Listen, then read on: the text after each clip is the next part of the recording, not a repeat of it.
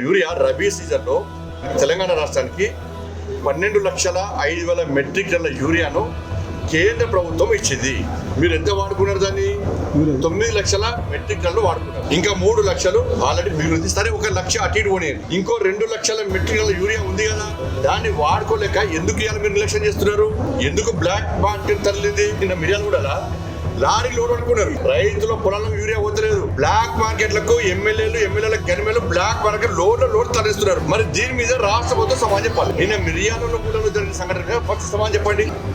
2014 కంటే ముందు యూరియా కోసం చెప్పులు పెట్టేటోళ్ళు, సంచులు పెట్టేటోళ్ళు, పొద్దునమే లైన్లు నిల్చుంటోళ్ళు.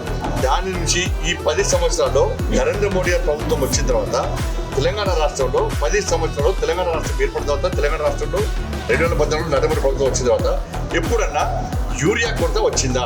ఈ సంవత్సరం ఎందుకు వస్తున్నది? ఒక ప్లాన్ లేదు. రబీ సీజన్ లో వాళ్ళు వాడుకున్న యూరియాకు లెక్కపట్టడం లేదు. దాన్ని కప్పిపుచ్చుకోవడానికి మోడీ ప్రభుత్వం ఇస్తలేదు, కేంద్ర ప్రభుత్వం ఇస్తలేదు. అన్ని కేంద్రం ఇచ్చకే మీరు ఎందుకంటే తెలంగాణ రాష్ట్రం చెప్పరాదు.